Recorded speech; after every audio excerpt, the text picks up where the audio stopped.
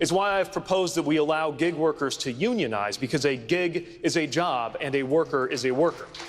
Thank you, Mayor. We have to respond to all of these changes and, in addition to confronting tech, in addition to supporting workers by doubling unionization, as I propose to do, some of this is low tech, too. Like, the minimum wage is just too low. And so-called conservative Christian senators right now in the Senate are blocking a bill to raise the minimum wage when Scripture says that whoever oppresses the poor taunts their maker. Mayor, thank you very much. Congressman Delaney, I'm coming to you now. Your estimated net worth is more than $65 million. That would make you subject to Senator Warren's proposed wealth tax on the assets of the richest 75,000 households or so in the United States. Do you think Senator Warren's wealth tax is a fair way to fund child care and education? I think wealthy Americans have to pay more. Listen, I grew up in a blue-collar family. First in my family to go to college, became a successful entrepreneur, created thousands of jobs, supported thousands of entrepreneurs all around this country. And I've done well financially. I think I should pay more in tax. I think wealthy Americans should pay more in tax. But we have to have a real solution. The real solution is to raise the capital gains rates. There is no reason why people who invest for a living should pay less than people who work for a living. That's ridiculous. It's the biggest loophole in our tax code. We act like wealthy individuals are endangered species. And if we raise their taxes, they won't invest. That's crazy. That's how we get more revenues from wealthy individuals. We roll back the Trump tax cuts to wealthy individuals. I think the wealth tax will be fought in court forever. It's arguably unconstitutional, and the countries that have had it have largely abandoned it because it's impossible to implement. But here again, real solutions, not impossible promises. Thank you. Raise the capital gains tax, roll back the taxes on wealthy Americans. Thank you, That we can do in our first few Senator months Warren, as president. please respond. So I have proposed a wealth tax. It's now time to do that. It's time to tax the top 0.1% of fortunes in this country. Your first $50 million you can keep free and clear, but your 50 millionth and first dollar, you got to pitch in 2 cents. 2 cents. What can America do with 2 cents? We can provide universal child care for every baby in this country aged 0 to 5. We can provide universal pre-K for every 3-year-old and 4-year-old. We can raise the wages of every child care worker and preschool teacher in this country. We can provide universal tuition-free college. We can expand Pell. We can put $50 billion into our historically black colleges and universities, and we can cancel student loan debt for 95% of the people who have it and start to close the wealth gap in America. It tells you how badly broken this economy is. Senator, thank you very much. 2 cents from the wealthiest in this country would let us invest in the rest of America. Congressman, please This respond. is not about whether wealthy Americans should pay more. I think we're all in agreement on that. It's a question of, do you have a real solution to make it happen? We can raise the capital gains rate to match the ordinary income. You know, the last president to do that was actually Ronald Reagan. We can do that in our first year. I've called for that to be done, and it'll double the earned income tax credit. I've called for the expansion of universal pre-K so that every American has pre-K, and I do it through an additional tax on high net worth individuals. But we don't need to come up with new taxes that are arguably unconstitutional. Thank you, Congressman Delaney. Will be fought in court for years. I want to turn to the issue of student debt. I'm going to turn to the issue of student debt now, Mayor Buttigieg. You've talked about how you and your husband are paying down 6 figures of student loan debt. Under Senator Sanders' proposal to cancel all student loan debt, yours would immediately be wiped away. Why wouldn't you support that? That'd be great for us. And then the next day, there would be a student loan program, and people would be out taking student loans wondering why they weren't lucky enough in timing to get theirs wiped away completely, too. We can have debt-free college for low and middle-income students by expanding Pell Grants and compelling states to pick up more of the burden. And on the back end, for those of us who do have a lot of debt, we can make it more affordable, and we can expand a public service loan forgiveness program, which is an excellent program that is almost impossible to actually get access to right now. We can take these steps and have an approach that is actually fair. If we want to start wiping away student debt, here's where I would start. I would start with the for-profit colleges that took advantage of people, especially veterans, by the way. The moment I redeployed, my Facebook ad feed started filling with ads from these for-profit colleges. Under President Obama, they were held accountable for whether they delivered results. President Trump, under a Secretary of Education, who regrettably is from this state, did away with those rules. There's no accountability. On my watch, those colleges that turned the Department of Education into a predatory lender, that's where we would begin when it came to getting rid of loans. Thank you, Mayor Buttigieg. Senator Sanders, you want to forgive all student loan debt? Your response. Matter of fact, I do. But before I get into that, the major issue that we don't talk about in Congress, you don't talk about in the media, is the massive level of income and wealth inequality in America. You got 3 people who own more wealth than the bottom 90%. You got top 1% that owns more wealth than the bottom 92%. 49% of all new income goes to the top 1%. Companies like Amazon and billionaires out there do not pay 1 nickel in federal income tax. And we've got 500,000 people sleeping out on the street. What we need is a political revolution that tells these billionaires and corporate America that they are Americans, they'll participate in our society, but they have got to start paying their fair share of taxes, period. Thank you, Senator Sanders. Ms. Williamson, I'd like to respond. you are proposing to make college free for all qualified students. Should the government pay for children from wealthier families to go to college? I think that all domestic and international policy should be based on the idea that anything we do to help people thrive is a stimulation to our economy. That's how you stimulate your economy. So if a few people take advantage, but there are 4 or 5 people who are going to take the money that they then have in the bank.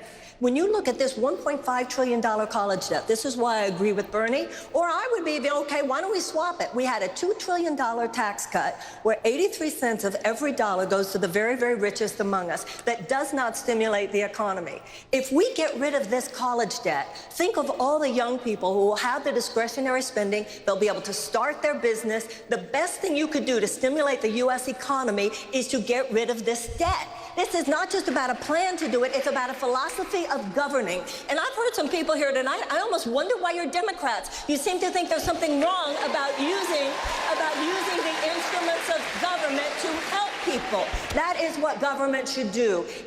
All policy should help people thrive. That is how we will have peace, and that is how we will have prosperity. Thank you, Ms. Williamson. Congressman O'Rourke, you don't support free 4-year college. Your response to Ms. Williamson? I support free 2-year college. Earn that associate's degree, realize your full potential, debt-free 4-year college. But unlike some of the other candidates on the stage, that's not just for tuition. That is room and books and board, the full cost of being able to better yourself so that you can better this country. And then for that school teacher who in many places like Texas is working a 2nd or a 3rd job, full forgiveness for her outstanding student loan debt, forgiveness for that person willing to work at the VA and serve our former service members. And we do not do that at the expense of unions. We elevate them as well and make it easier to join an apprenticeship to learn a skill or a trade that you can command for the rest of your life. Thank you. Thank you, Congressman. Senator Klobuchar, your response. I want to make it easier for kids to go to college, and I think we do it by focusing our resources on the people that need it most. And my problem with some of these plans is they literally would pay for wealthy kids, for Wall Street kids to go to college. There's no difference. It says everyone is free. I don't think that makes sense. And I'm very concerned if we do things like that, the debt we're going to pass on to the next generation and the next generation. So what I would do about student loan debt is that I would allow people to refinance it at a better rate, and I would make sure that we improve those student loan repayment programs for our teachers and expand them so that you literally over 5-10 years can get it paid for if you go into occupations where we don't have enough workers. I think we need to mesh what we were just talking about with the economy with our education policy. Thank you, Senator. I want to turn to foreign policy now. Senator Sanders, President Trump has argued that the United States cannot continue to be the, quote, policeman of the world. You said the exact same thing on a debate stage in 2016. If voters are hearing the same message from you and President Trump on the issue of military intervention, how should they expect that you will be any different from him? Trump is a pathological liar. I tell the truth. We have been in Afghanistan, I think, 18 years, in Iraq, 16 or 17 years. We have spent $5 trillion on the war on terror, and there are probably more terrorists out there now than before it began. We're going to spend, the Congress passed, and I will not vote for, a $715 billion military budget, more than the 10 next countries combined. What we need is a foreign policy that focuses on diplomacy, ending conflicts by people sitting at a table, not by killing each other. As President of the United States, I will go to the United Nations and not denigrate it, not attack the UN, but bring countries together in the Middle East and all over the world to come to terms with their differences and solve those problems peacefully. The United States cannot be the policeman of the world. Thank you, Senator. Governor Hickenlooper, how do you respond to Senator Sanders' vision for America's role in the world? Well, we share the recognition of the incredible cost. People don't realize that half the soldiers that fought in Iraq and Afghanistan were National Guard. And so I went and sent them off on their deployments, big, noisy hangars, but I also mourned with their families when they didn't come back.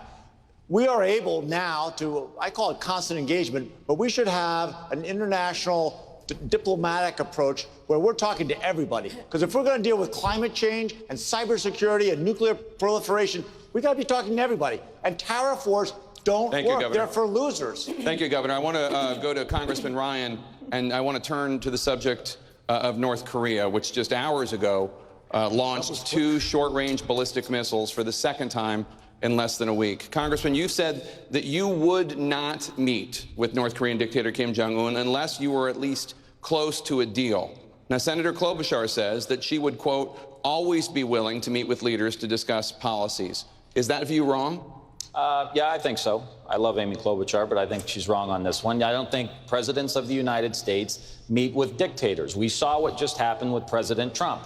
He goes to the demilitarized zone with the leader of North Korea, gives him a huge photo op, gives him global credibility because the most powerful person in the world is sitting there meeting with them, and weeks later he's lobbing more missiles. That doesn't make any sense. We've got to demilitarize our foreign policy. We've got to make sure that we are engaging these countries all the time. This is very difficult work. I've been in Congress 17 years. I sit on the Defense Appropriations Committee. I sat on the Armed Services Committee. This is long, tedious work, much of it done outside of the eye of the TV camera. And as president, you've got to monitor that and be very disciplined every day. Don't go give a dictator a huge win. Sit down and do your job. And the same thing with what's happening in Central America. He's cutting the State Department budget.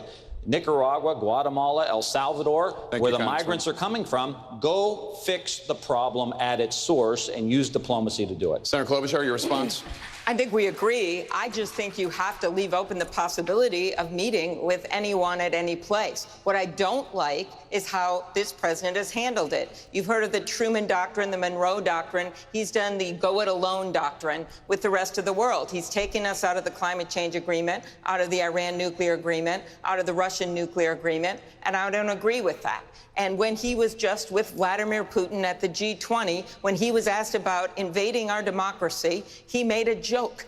Hundreds of thousands of Americans have lost their lives on the battlefield to protect our democracy and our right to vote. Four little girls in Birmingham, Alabama, lost their life in a church at the height of the Civil Rights Amendment. So I do believe you meet with people, but you better have an agenda, and you better put our interests of our country first, not the Russians. Thank you, Senator Klobuchar. Mayor Buttigieg, you served in Afghanistan, where just yesterday 2 U.S. service members were killed. There are currently about 14,000 U.S. service members in Afghanistan. You've said, quote, one thing everybody can agree on is that we're getting out of Afghanistan. Will you withdraw all U.S. service members by the end of your first year in office? We will withdraw. We have to. In your first year? Yes. Look, around the world, we will do whatever it takes to keep America safe. But I thought I was one of the last troops leaving Afghanistan when I thought I was turning out the lights years ago. Every time I see news about somebody being killed in Afghanistan, I think about what it was like to hear an explosion over there and wonder whether it was somebody that I served with, somebody that I knew, a friend, roommate, colleague. We're pretty close to the day when we will wake up to the news of a casualty in Afghanistan who was not born on 9/11. I was sent into that war by a congressional authorization as well as a president. And we need to talk not only about the need for a president committed to ending endless war, but the fact that Congress has been asleep at the switch. And on my watch, I will propose that any authorization for the use of military force have a 3-year sunset and have to be renewed. Because if men and women in the military have the courage to go serve, members of Congress ought to have to summon the courage to vote on whether they ought to be there. Thank you, Mayor. I want to bring in Congressman O'Rourke. Congressman O'Rourke, returning to the question of whether you would withdraw all U.S. service members from Afghanistan during your first year in office as president. How do you respond, sir? I would, in my first term in office, agree that there is nothing about perpetuating this war already in its 18th year that will make it any better. We've satisfied the reasons for our involvement in Afghanistan in the first place, and it's time to bring those service members back home from Afghanistan, but also from Iraq, also from Yemen and Somalia and Libya and Syria. There is no reason for us to be at war all over the world tonight. As president, I will end those wars, and we will not start new wars. We will not send more U.S. service members overseas to sacrifice their lives and to take the lives of others in our name. We can resolve these challenges peacefully and diplomatically. Congressman. Governor Hickenlooper, you disagree. You said that you're open to keeping some service members in Afghanistan beyond your first term. I look at it as a humanitarian issue, and with all due respect, you're looking at the condition of women. If we completely pull our troops out of there, you're going to see a humanitarian disaster that will startle and frighten every man, woman, and child in this country. And I don't think, we have troops in over 400 different locations around the world. Most of them are small, they're peacekeeping, they're not greatly at risk. We're going to have to be in Afghanistan. Look at the progress that's happened in that country. We're going to turn our backs and walk away from people that have risked their lives to help us and build a different future for Afghanistan and that part of the world? Thank you, Governor. Senator Warren, you want to make it U.S. policy that the U.S. will never use a nuclear weapon unless another country uses one first. Now, President Obama reportedly considered that policy, but ultimately decided against it. Why should the U.S. tie its own hands with that policy? Because it makes the world safer. The United States is not going to use nuclear weapons preemptively, and we need to say so to the entire world. It reduces the likelihood that someone miscalculates, someone misunderstands. Our first responsibility is to keep ourselves safe. And what's happening right now with Donald Trump, as they keep expanding the different ways that we have nuclear weapons, the different ways that they could be used, puts us all at risk. We talk about what's happening around the world. I have 3 older brothers who served in the military. I see that they would do anything. Our military is the best on earth, but we should not be asking our military to take on jobs that do not have a military solution.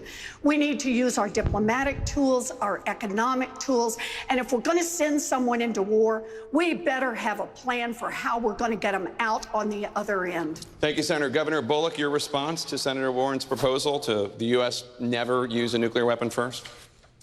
I wouldn't want to take that off the table. I think America's strength, we have to be able to say that. Look, never, I hope, certainly in my term or anyone else, would we really even get close to pulling that trigger. But by the same token, America's strength, and look, this president's made America versus America alone. Our allies no longer trust us. Our adversaries are with us. But going from a position of strength, we should be negotiating down so there aren't nuclear weapons. But drawing those lines in sand at this point, I wouldn't do. Thank you, Governor. Senator Warren, your response? Look, we don't expand trust around the world by saying, we might be the first ones to use a nuclear weapon. That puts the entire world at risk and puts us at risk right in the middle of this. At a time when Donald Trump is pulling out of our nuclear negotiations, expanding the opportunities for nuclear proliferation around the world, has pulled us out of the deal in Iran, and Iran is now working on its nuclear weapon.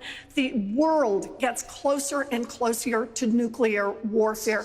We have to have an announced policy that is one the entire world can live with. We need to make that clear. We will respond if someone Warren. else does, but Governor not Bullock, first. please respond. Part I agree with. But by the same token, like, we need to get back to nuclear proliferation.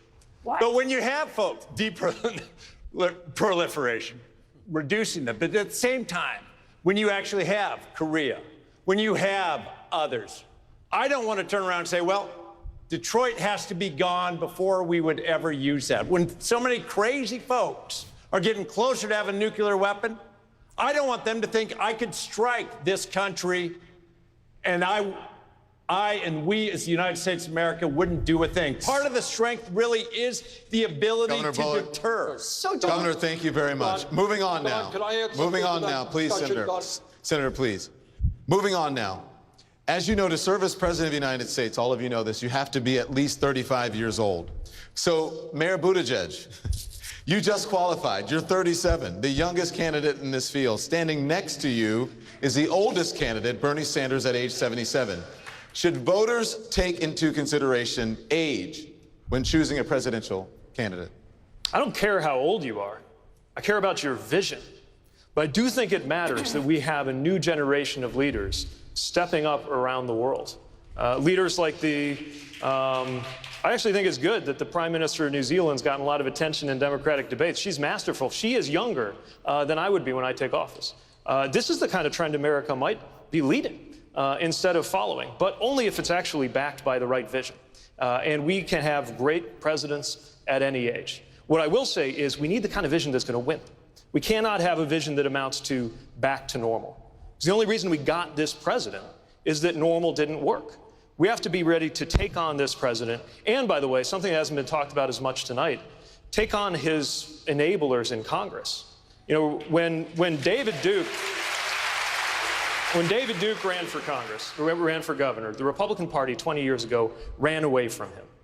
Today, they are supporting naked racism in the White House, or at best silent about it. And if you were watching this at home, and you are a Republican member of Congress, consider the fact that when the sun sets on your career and they are writing your story of all the good and bad things you did in your life, the thing you will be remembered for is whether in this moment with this president you found the courage to stand up to him or you continue to put party over country. Thank you, Mayor. Senator Sanders, as a senior statesman of the group, please respond to Mayor Buttigieg. Well, Pete is right. It's a question of vision. That's what it is, whether you're young, whether you're old, whether you're in between. And my vision, among other things, says that if we're going to fight for health care, we don't take money from the drug companies or the insurance companies. And I've asked all of the candidates who are running to say they will not accept money from those entities who, in my view, are going to war against the American people in terms of health care. That's a new vision. A new vision says that we must cancel completely student debt because the younger generation in this country today, for the first time in modern American history, will have a lower standard of living than their parents. Thank you, Senator Sanders. The debate continues right after this. Please. Thank you. The debate continues right after this short break.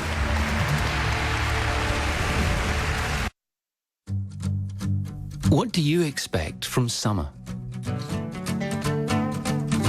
The perfect beach? Or to immerse yourself in rich history? Celebrate non-stop festivities? Or simply enjoy a show-stopping sunset? Visit Qatar and experience a summer beyond expectations.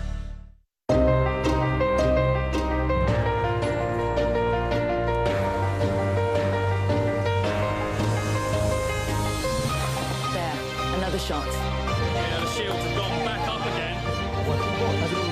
They called for backup and none has arrived.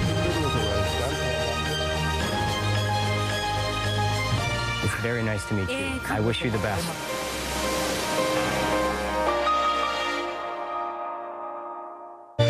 The Great Barrier Reef. Once a vibrant ecosystem full of life, now struggling to cope with the Earth's scorching temperatures. I'm at the Great Barrier Reef. It's one of the natural wonders of the world, and it's in trouble. CNN takes you to see the damage firsthand and meet people spearheading projects in the race to save the reef. Saturday on CNN. It's a metaphor for everyday life. What I would like to do is inspire other people to take on their own Everest.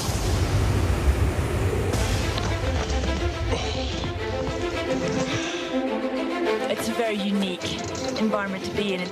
There's a lot of emotion here right now. I just feel such a letdown.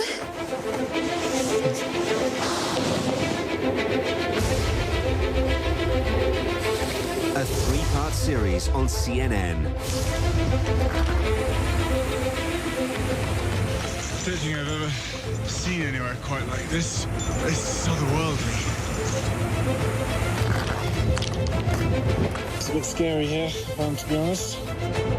Today really was the never-ending day. The Challenge Everest on CNN. Real news that shapes our world. Connect the world with Becky Anderson today on CNN. And now, a moment of wonder from Great Big Story.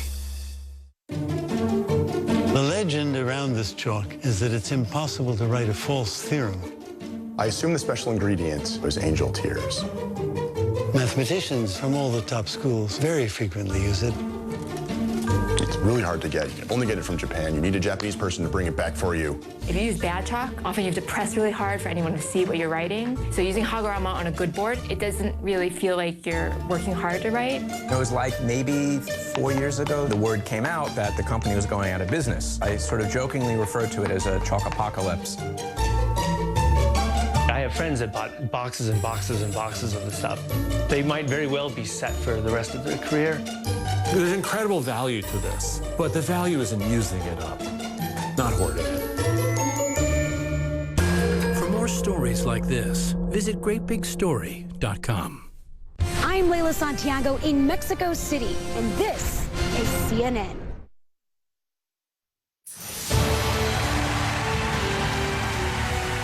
Welcome back to the CNN Democratic presidential debate.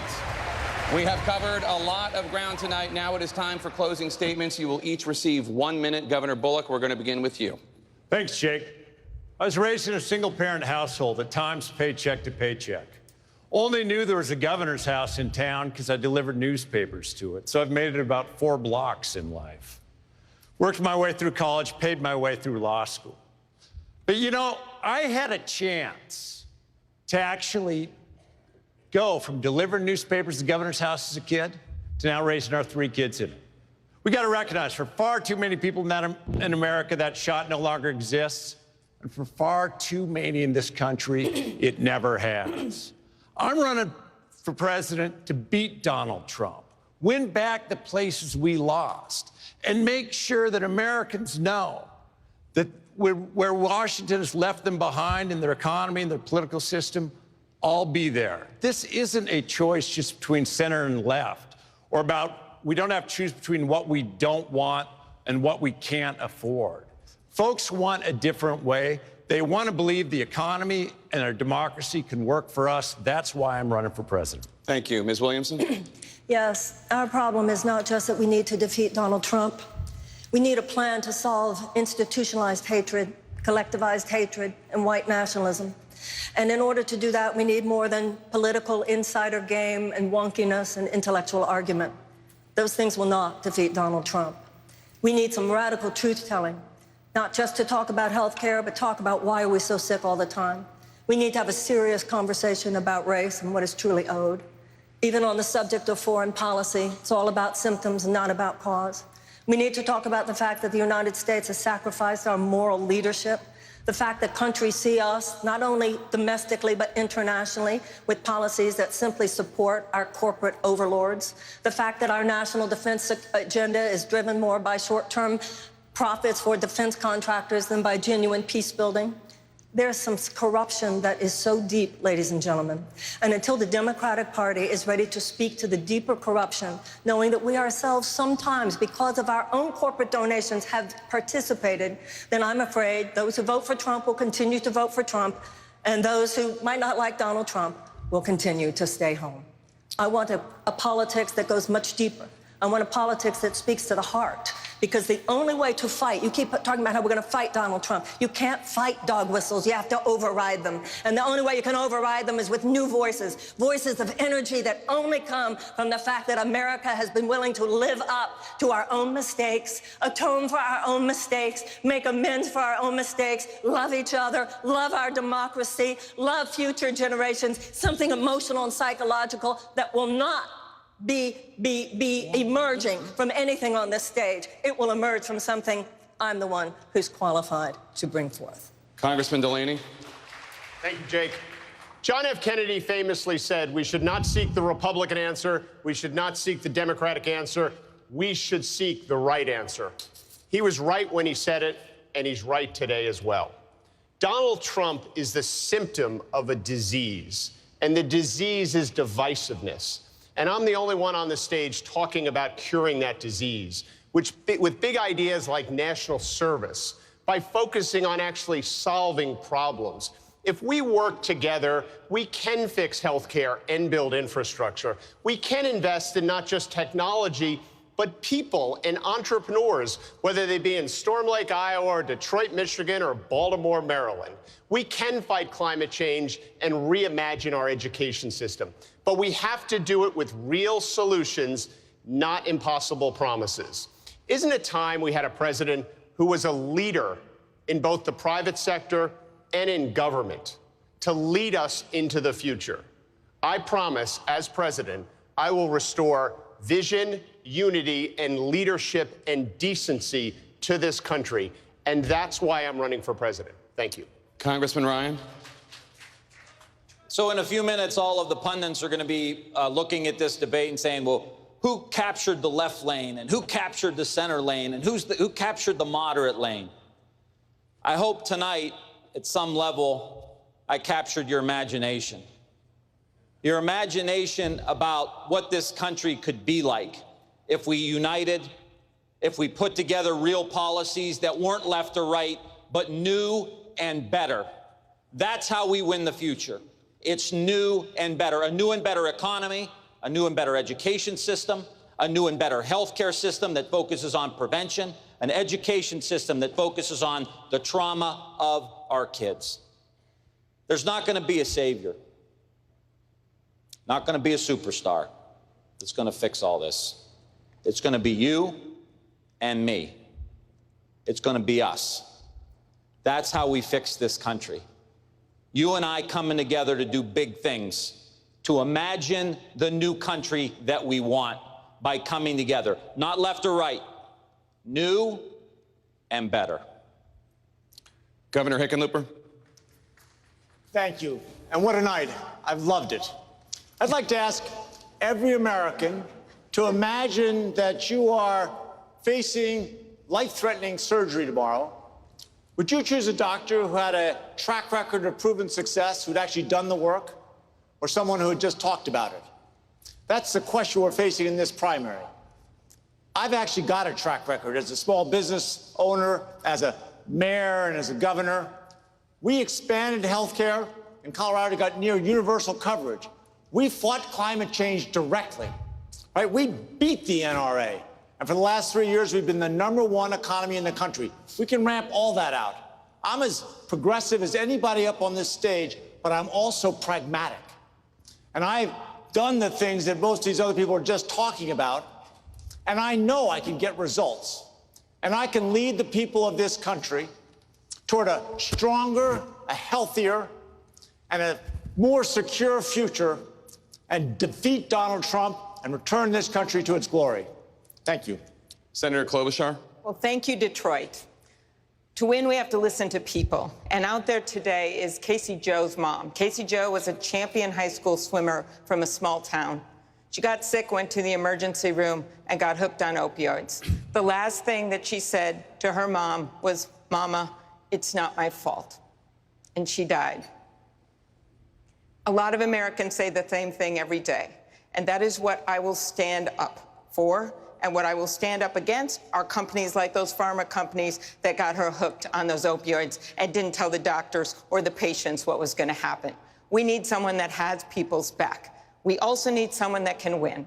And I have won in these red districts. I win in the Midwest. I can win in states like Wisconsin and Michigan and Iowa. I also will do my job without fear or favor, just like I did as a prosecutor, and get through the gridlock like I've done as a senator, where I've passed over 100 bills where I've been the lead Democrat. And last, yes, I will govern with integrity. We have the president where people turn off their TV when they see him. Not me. I will make you proud as your president. Congressman O'Rourke. We are as divided and polarized as a country as we have ever been. And right now we have a president who uses fear to try to drive us further apart. To meet this challenge, we have to have hope in one another and a faith in a future of this country that includes everyone. My whole life, I've been including people in the success of this country, starting a small business with high-value, high-wage, high-skilled jobs in the third poorest urban county in America, serving on the city council and holding town hall meetings every single week to remind myself who it is that I serve at the end of the day, and in Congress, being in the minority but working with Democrats and Republicans alike to deliver for my constituents and this country.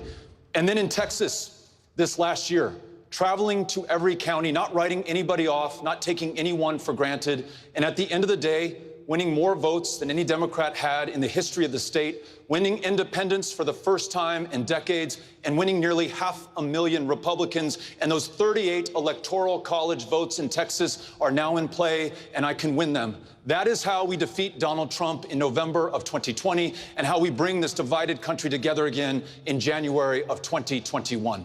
Thank you. Mayor Buttigieg. There's good news and bad news. I'm going to start with the bad news. Our country's in trouble.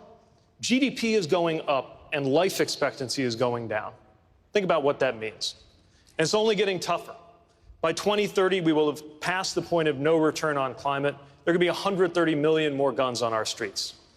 I'll be in my 40s then. If you have kids, think about how old they will be then. But here's the good news. It's not too late.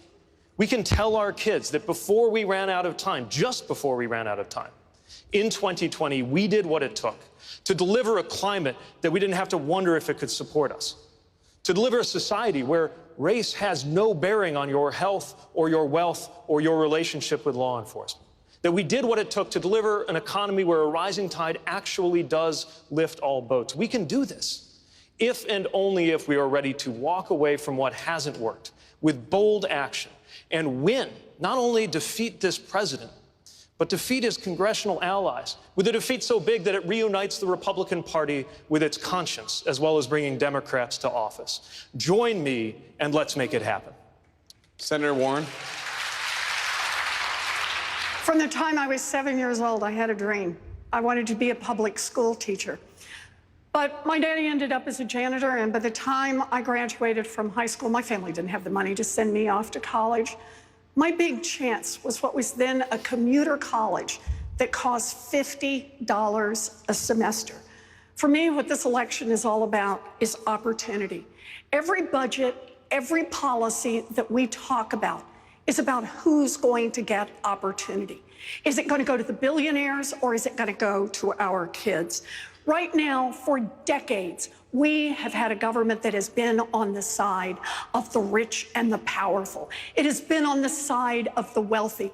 And that means it has not been on the side of everyone else, not on the side of people living on our Native American reservations, people living in inner cities, people living in small farms and small communities across this country.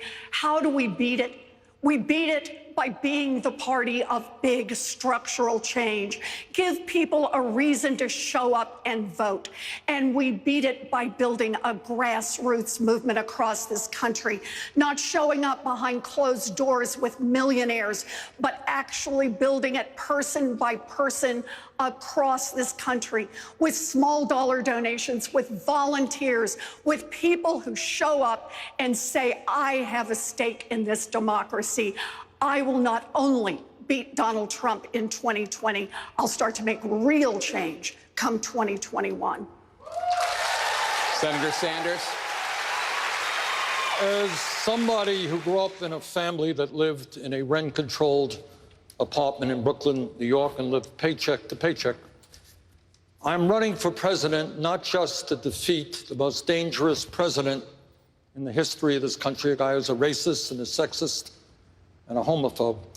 I'm running to transform this country and to stand with the working class of America, which for the last 45 years has been decimated. 2 days ago, I had a remarkable experience which should tell you everything you need to know about what's going on in America. I took 15 people with diabetes from Detroit a few miles into Canada, and we bought insulin for 1/10 the price being charged by the crooks who run the pharmaceutical industry in America today. But it's not just the price fixing and the corruption and the greed of the pharmaceutical industry. It's what's going on in the fossil fuel industry. It's what's going on in Wall Street. It's what's going on with the prison industrial complex. We need a mass political movement. Please go to BernieSanders.com, become one of our million volunteers. Stand up and take on the greed and corruption of the ruling class of this country. Let's create a government and an economy that works for all of us, not just the 1%. Candidates, thank you so much. That completes tonight's debate. Join us tomorrow night at 8 p.m. Eastern Time for round 2. 10 more Democratic candidates for president right back here in Detroit. Now stay tuned for special coverage of tonight's debate with Anderson Cooper and Chris Cuomo. That begins right now.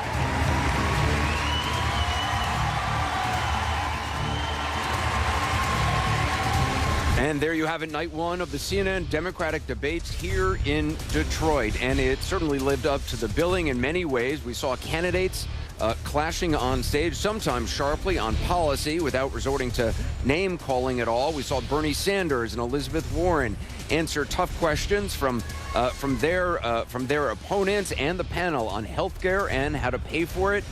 There is certainly a clear divide in the Democratic Party right now across a wide range of issues, and that too played out on stage. Now, whether or not, as Senator Warren said a moment ago, Democrats want to be the party of big structural change, it was a serious clash of ideas, certainly, and philosophies, and yes, personalities as well.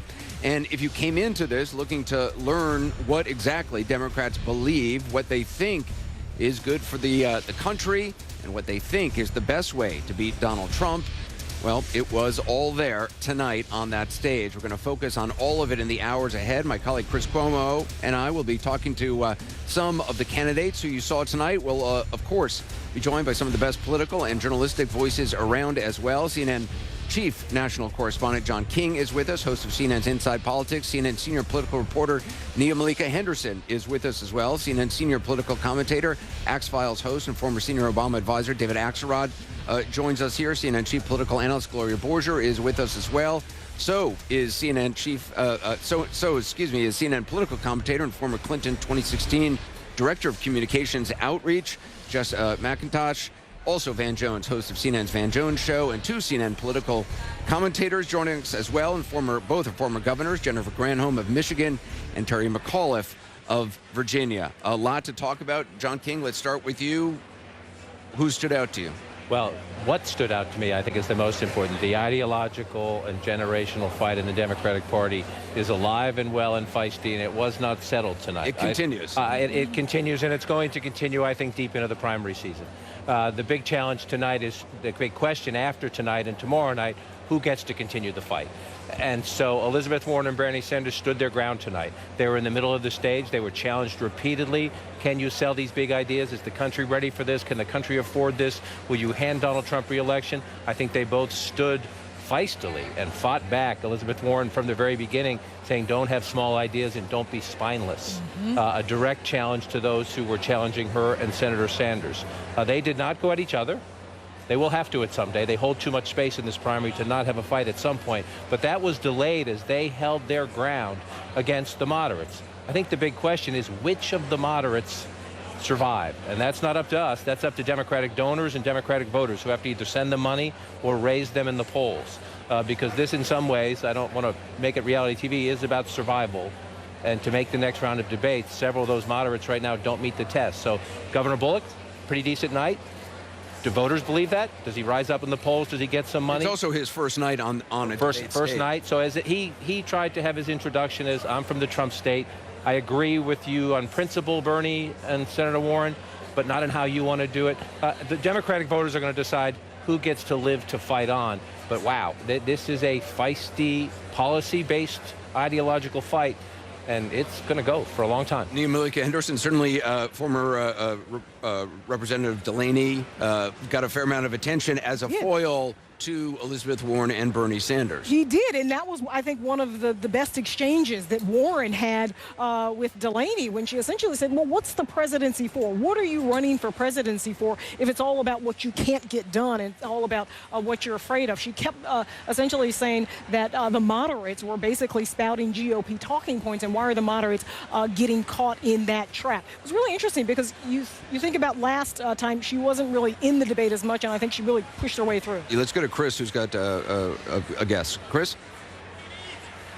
All right, great. Senator Amy Klobuchar is here right now from Minnesota. You had what I would argue is one of the best lines of the night. Do you want to win the argument or do you want to win the election? How do you think that played out on the stage? Well, I think that people need to really think about that because we want to make a unified case. People are going to have different ideas on policies, but the key is we've got to take this to Donald Trump. I tried to make that case over and over again tonight, and I'm going to continue to do it because people are watching your show right now that aren't base Democrats, they're independents, they're moderate Republicans, and we need to win them to win the election. Now, you've talked to me about this point in a town hall and on the show, and it was coming up a little bit tonight.